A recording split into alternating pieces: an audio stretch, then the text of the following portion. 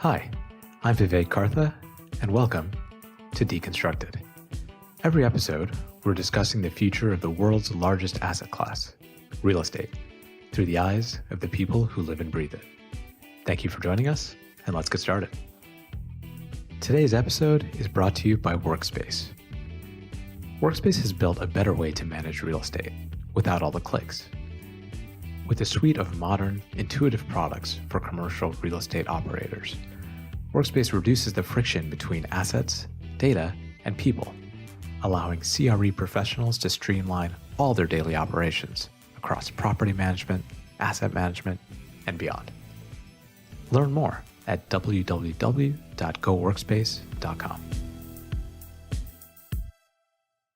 Hi, everyone. We are here today with Paul Reale, Director of Building Operations Research and Training at the City University of New York Building Performance Labs. Quite a mouthful. Paul, thanks for joining us. Thank you, Vivek. It's great to be here. And yes, it is a mouthful. Sorry about that. Well, let's get the audience grounded quickly on CUNY Building Performance Labs. Can you tell us a little bit about the organization? Yeah, we were founded, I think it was 15 years ago now. With a grant from NYSERDA, that's the New York State Energy Research and Development Authority. And we really focus on high performance building operations, training, especially focused on operators. I mean, it's really about running buildings efficiently. We have a lot of projects that we work on that are involved in data analysis in terms of building performance, measurement verification, and my area of focus is on training primarily and research associated with training. So efficiency, energy management, all this sort of stuff is very topic du jour these days in commercial real estate. Maybe give the audience a little bit of a sense of the breadth of projects you specifically are working on today, and then we'll dive a little bit deeper. Well, because I'm director of training, a lot of our work focuses on the operators. We also, by the way, get involved in training architects and engineers when it comes to designing retrofits. We are also now involved in building owners and property managers and helping them understand how they can make, or shall I say, lead projects or get started on projects and come up with plans for how to get their buildings to be more energy efficient. But really, our sweet spot is in the operator piece. And so we focus on commercial buildings and multifamily residential buildings. It's really, those are two very different markets, not only in terms of, the real estate business, but also in terms of how you run those buildings. There's a lot of commonality, but there are a lot of differences as well. So we get involved in training operators in both spaces. So you mentioned training owners and operators on how to manage buildings more effectively. Why do they want to do that? Well, there's a lot of reasons that I'm sure you know even more answers than I do on that, Vivek. But I will say when it comes to energy efficiency, a lot of them are being pressed to run their buildings with less energy and also especially to reduce carbon emissions. And that's because there are mandates coming out of municipal governments, state governments, and I expect the federal government before long, given what's been going on within the current context. So there's going to be pressure to reduce energy consumption within these buildings, and not particularly because these owners want to do that. That's not really their business. It just happens to be their assets and what they need to do with them in order to comply with what could be local laws. I want to get to the local laws, and New York is often a leading indicator of where the rest of the country goes, but we'll get to that in a second. Something I found fascinating is why now? So the Building Performance Labs has been around, I think you said 15, 16 years. I've been hearing about carbon emissions since I was in grade school in the 90s. Why now? Because it seems like I pick up the Chicago Trib, New York Times, Wall Street Journal, energy efficiency, it's all over the place in commercial real estate now, and it seems like it's accelerated over the last year. Why not? Well, frankly, I have to go back all the way to 2006 when Al Gore's film An Inconvenient Truth came out, and that seemed to increase awareness significantly back then. But getting traction was difficult, and it became politicized. And so here we are today, regardless of where you are on the political spectrum, regardless of what you think about climate change.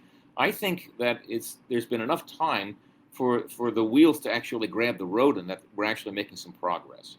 And not only that, but also I think the political climate is changing, has changed significantly, so that now we're actually seeing those laws come into place in a lot of municipalities, and that it looks like even in Congress at the federal level, we're seeing members of Congress that are starting to push forward what could be not cap and trade, but what is it, tax and dividend kind of approaches. And that actually is really starting to get some traction. So, and that's on both sides of the aisle, frankly. So it's interesting to see that kind of evolve. But not. I mean, here in New York City, I can tell you we have some very aggressive laws, like the world has never seen before in terms of reducing carbon emissions from buildings. And so, with the amount of real estate that we have here in New York, you can well imagine that there's going to be a lot of money spent to reduce carbon emissions here in New York. For our listeners that are familiar with New York, I was mentioning to Paul, I recently happened back into the city and I saw a bunch of letter grades on buildings. And I assumed, like in the past, those were for health and sanitation. Can I eat at this restaurant or not?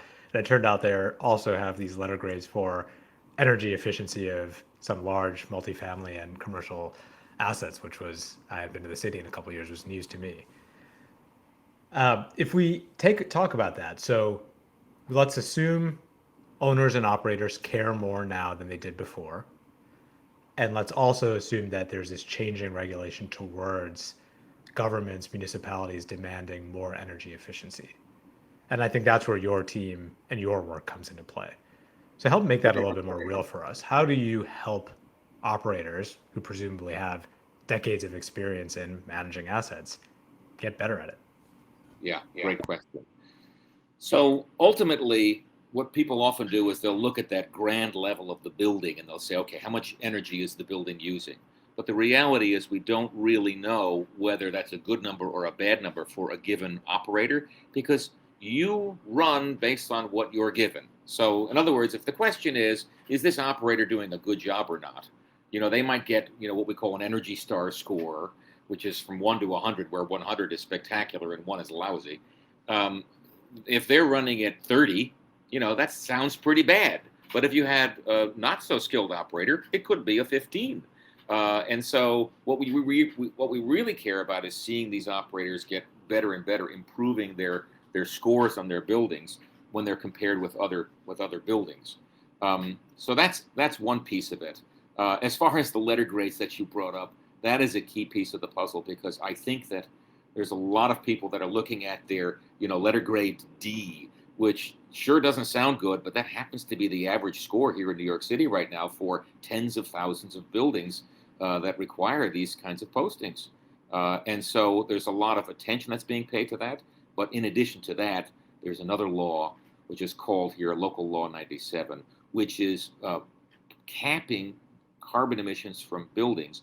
And starting with performance in 2024, if you don't meet that cap, you have to pay a penalty. And these penalties can be very significant indeed. And so owners are going to be very much motivated to get these energy efficiency measures in place. On the ways that you can help building owners change things. So let's take sort of very unsophisticated, this is coming from my point of view, close your windows and turn off your AC when people aren't in the building, to I see sophisticated machine learning software that's optimizing lighting suite by suite in an office building. Where are we as an industry, and what kind of tools lead to the biggest bang for buck in this space? Great question. If you have a building automation system, which is that central computer that is essentially tied to all of your air handlers and chiller plant and cooling towers and boilers and hot water distribution and you name it, that will often enable you to look at how these various systems are doing over time. One of the problems, of course, is that while an operator can walk his or her rounds, walk into these various mechanical rooms and see what's going on at that moment, they don't know what was happening 5 minutes before they walked in that room. So we want to see trending. We want to see what's been happening for the last couple of weeks for these various systems. And that's critical. So we do a lot of that. We do a lot of time series analysis over time, looking historically at what's been happening lately. And that gives us lots and lots of clues, dozens and dozens of things. So to be specific, Vivek, making sure that you're allowing the right amount of outside air in. If you let in too much outside air, more than is needed in order to provide a healthy environment, and it's wintertime, you have to heat that extra outside air. Same thing in the summer, you have to cool it. Making sure that your scheduling is tight, that it's only on when it needs to be on. It's only running as fast as it needs to run. 41% of all electricity on the planet goes to running motors. And what runs our buildings, the HVAC in our buildings? It's mostly motors, right? Turning pumps, turning fans, turning compressors, and that's very expensive. And so if you can slow them down or shut them off, it makes a huge difference. And we've got dozens of ways of accomplishing. And do you see a world in the future, and we'll come to future trends down the road, but I thought I'd ask, where most of these assets are using some sort of computerized system or intelligence to guide these decisions, and that becomes table stakes? Or is that a fantasy sci-fi world of the future that we might not ever get to, or we might not need to get to? It's a great, it's a little of both, and I'll tell you why. Because in the early days, what you really want is to automate more, right? So a good example would be a hot water reset. You don't want the temperature of your hot water that's circulating around your building to be any hotter than it has to be. And that could vary day to day depending on what the weather is, right? So one way to do it is to have the operator check the weather forecast, change the set point for that day, and then go about his business. Another way is to put in a little controller that says, I'm going to change the hot water supply temperature set point based on what the outside air temperature is. That's a level of delegation, if you will. The operator is delegating that responsibility to that little control gadget. And I think there's going to be more and more delegation over time. But I still believe that the operator's understanding of that is absolutely critical. Otherwise, it could be cut. They may have to disable it because they think that might be the problem if something wrong is going on in their building. So it's a combination of both the operator being involved and being, manually intervening in some cases, but in other cases, delegating more and more responsibility to more and more automation. So switching gears a little bit, we mentioned that government, local regulation in New York, changing laws has driven a lot of the demand for change that the operators are now embracing. Do you see other parties or other constituents in the real estate ecosystem becoming more and more a part of that? And I'm thinking about tenants, the consumers in the space, investors, the owners in the space, or is this really a regulation and operator driven change for now? Well, I think the owners need to engage their tenants very much so when we have those kinds of relationships, landlord-tenant relationships, because the tenants, in fact, consume what could be the majority of the energy in the building. And so without their cooperation, you have very little chance of reducing your energy consumption. So, but I still think that the operators are really critical. And the reality is that, there is a study that the Pacific Northwest National Lab has done, and they did across a swath of scores of buildings. They applied this building retuning technique that we've adopted and advanced on our own and teach to our operators. And in doing so, they reduced building energy consumption by 14% on average across those buildings. So getting those operators to run the buildings more tightly is the easiest, the cheapest, and the fastest way to reduce energy consumption and carbon emissions. But I must also grant you that getting the tenants involved is something that we very much believe that the portfolio owners must do, is get them involved, is to cooperate on those issues.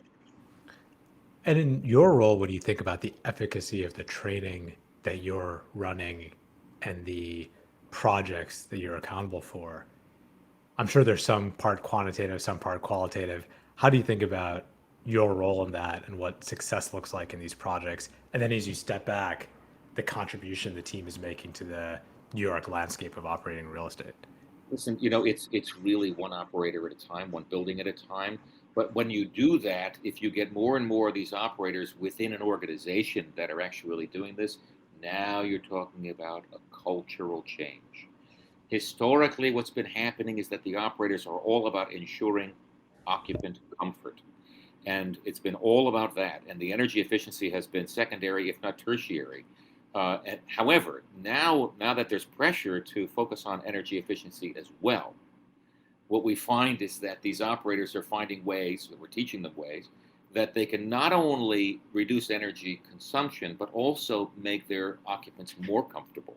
Classic examples, overheating and overcooling. I mean, you're wasting energy and you're creating complaints in situations like that. So you really want to get these things right. Well, let's extrapolate that change out 5, 10 years. We'd love to hear some of your thoughts on how you see this landscape continuing to evolve and where you think we're headed, and maybe starting with New York City is a good place to start. Yeah, well, I think in New York City, I mean, we've had industry estimates with this new set of laws that's here, is that in New York City alone, within the 2020s, we will be spending $20 billion with a B on retrofits for buildings. $20 billion business just for energy efficiency. It's a tremendous investment that will be made. And that's because the penalties for emitting too much carbon are significant. So it makes those investments wise. But going forward, I think that coaching operators, which is what we've been doing for going on 5 years now, coaching operators and running their buildings more tightly. And it's not just a bunch of slide decks where we go in and we present to them. It's working with them. Okay, Larry, let's talk about air handler number 3. What's going on with those dampers? Are they working? They've been broken for 3 months. Well, okay, let's see if we can't get that on our punch list, and working with them to get things repaired, and to optimize the set points. It looks like you're bringing in way too much outside air. Can we reduce the minimum outside air damper position? And those kinds of things. So that's fine. We've honed that technique over the last several years. And so now what we're doing is, and remarkably, this is one of the silver linings of the pandemic, we've learned how to do this remotely now. And not only that, but we're working with the Department of Energy. We've got a 3-year project with the DOE to coach operators remotely. And so we've developed a platform, and we'll be piloting this program for what will be something like 50 buildings starting in calendar 2022 as part of this project to do this in many cities. And I'm really looking forward to keeping that rolling. Maybe talk to the executives, senior operators, people that are managing teams in this space that are a little bit farther from the day to day. How would you like them to start thinking, or what advice would you provide to them to think about why invest in training my team on these techniques now? I tell you something, what it really boils down to is that if they don't, then these operators will become obsolete. They really must run those facilities more efficiently. And if they don't, you're going to find that they're going to get killed in terms of energy costs and carbon emissions going forward, because it's going to be a significant piece of the real estate puzzle going forward. I really do think that's, and not only that, but investing them. I love this Richard Branson quote, which is, train your people so that they can leave, but treat them so they'll want to stay. And I think that is really what makes for a good management of a portfolio when it comes to building operations, is that make sure that you keep training them, keep investing in your people, and treat them well so that you get to nurture them and, have them spend out, many, many years of their careers in your organization. Yeah, I think I love that quote as well.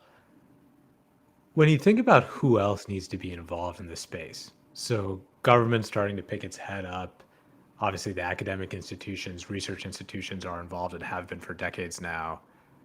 Who else would you like to see participate more greatly in this sea change in the way we think about buildings and running operations efficiently? Well, it's interesting because the vast majorities of the buildings that are standing right now will be standing in 50 years.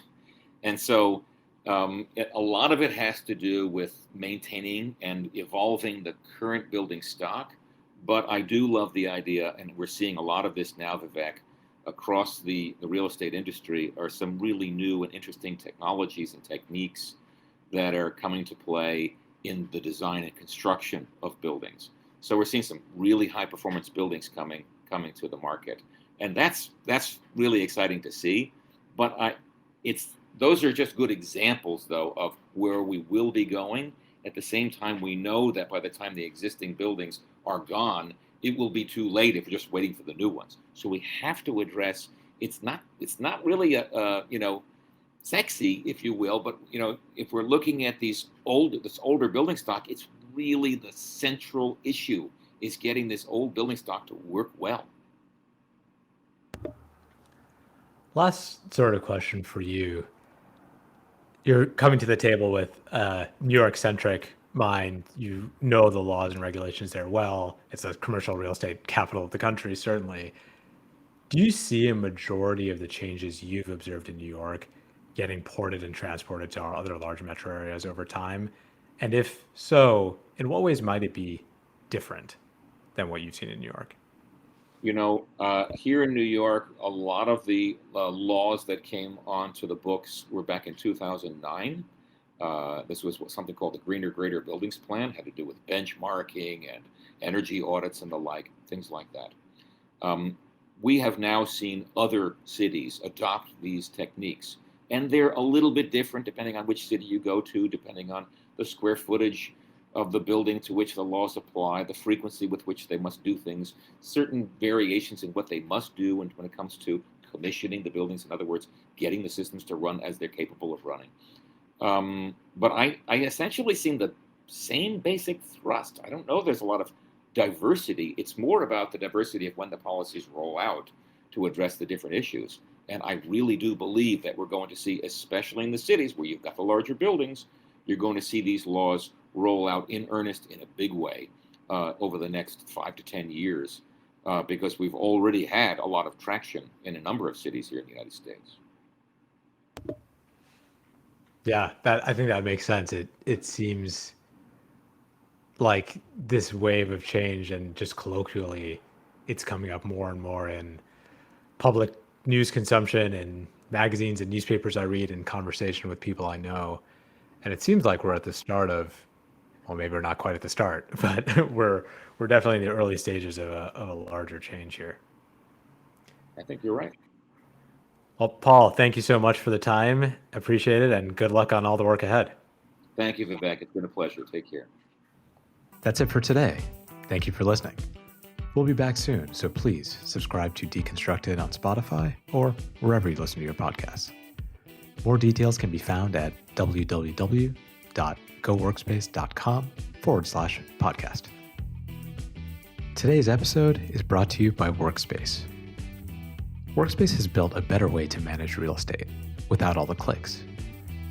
With a suite of modern, intuitive products for commercial real estate operators, Workspace reduces the friction between assets, data, and people, allowing CRE professionals to streamline all their daily operations across property management, asset management, and beyond. Learn more at www.goworkspace.com.